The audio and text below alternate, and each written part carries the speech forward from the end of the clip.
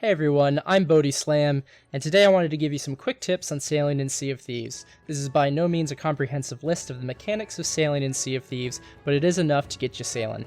Let's jump right in.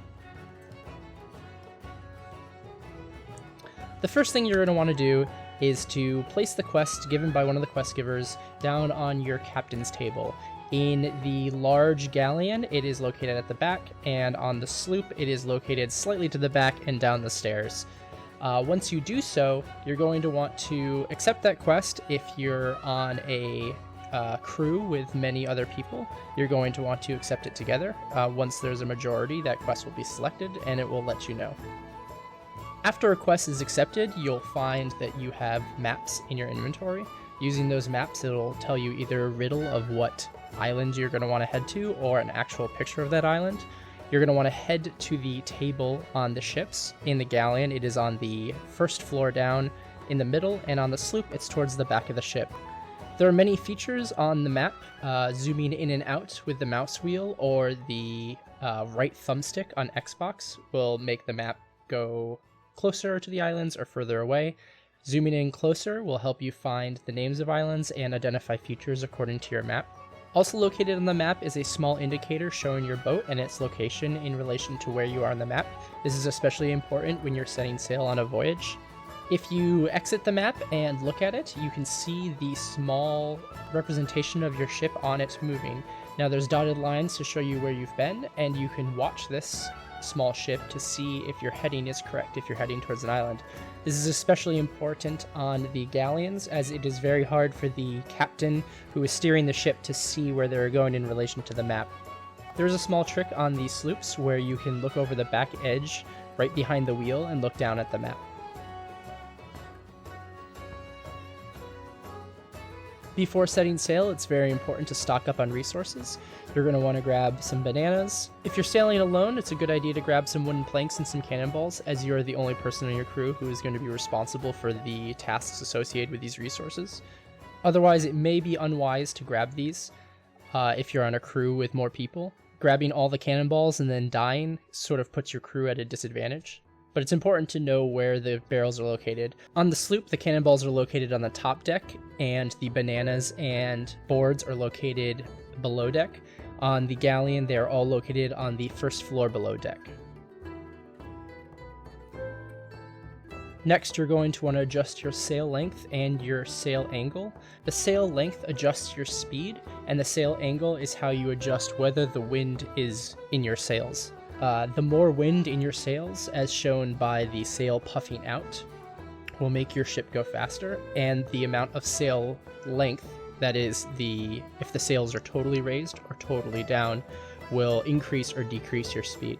If you are sailing alone or with a friend on the sloop, one of you can be adjusting the sails and the other one controlling the direction of the ship with the wheel. If you're sailing with a crew, it's important that there is one person on the crew who is paying attention to the sails at all time, as it is very important to constantly be adjusting the sails to get the best amount of wind. It's very difficult for the person sailing the ship on a galleon to see ahead of them, so it's important for the rest of the crew to call out if there's rocks or hazards ahead.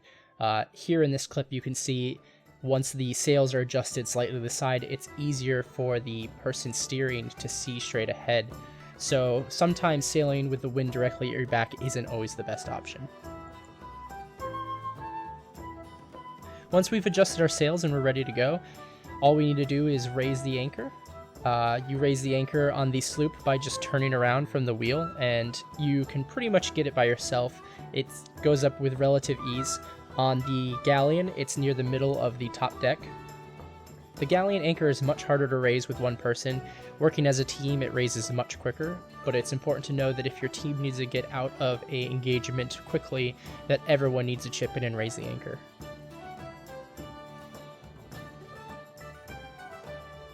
The ship's helm in Sea of Thieves is relatively easy to use. There is one part of the wheel in which it has golden notches at the top and the bottom.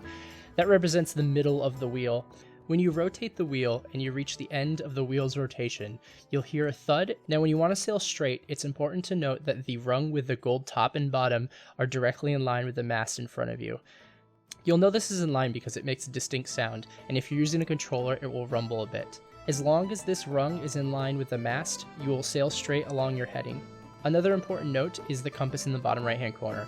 That will always show your direction, and you should use that often to find your way across the seas. The only time the compass will not work is if you're in a heavy storm. The compass will spin around and around, making it very difficult to navigate. Another difficulty of storms is the ship's wheel will constantly fight against you. Letting it go will cause it to spin wildly out of control, and controlling it normally is much more difficult. Once you've reached your destination and you're ready to stop, there's basically two choices you have in slowing your speed or generally stopping. One way is an e-brake turn, in which you come in fast and drop the anchor. It'll cause your boat to seize up and potentially spin in up to 180 degrees. It's very good for when you're coming into an island and want to face your boat facing out of the island. The other way is to come to a slow stop. To do a slow stop when you're approaching port, start to raise your sails so you slow down. As you come closer, you should be able to glide and angle your boat towards the dock. Tweak the sails up and down to gain a little bit of speed until you find yourself in the right position, and then drop your anchor. A good tip is to always have your sails down with the wind in them, and try to point your boat in a direction you want to go in case you need a hasty retreat. When you find yourself in an engagement or a battle, it's important to make sure the cannons are loaded. It's as simple as selecting the cannonballs and loading the cannons on your ship. Generally, you'd want to keep your cannons loaded at all times. Firing cannons is pretty difficult in Sea of Thieves, and it's something that you're going to have to practice. Stationary targets, it's fairly easy. Just account for the drop-off in cannonballs and aim towards your target.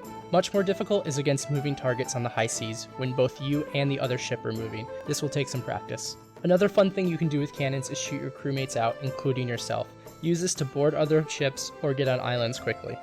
Another great tool for sea engagements when you want to keep on the lookout for other ships but also want to have a weapon handy is the long-range rifle. You can use its scope to spy for other ships or landmarks and still have a weapon ready to go. It's also important to note that you can use the long-range rifle to clear out skeletons on an island before you disembark.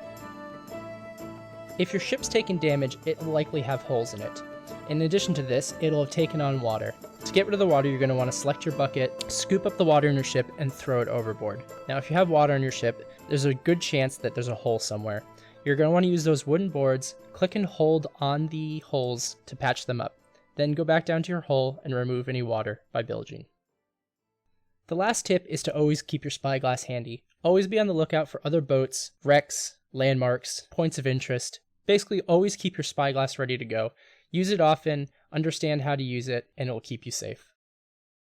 That's all the quick tips I have about sailing in Sea of Thieves. There are many other nuances to sailing, but this will get you started. Good luck, have fun, and good pirating.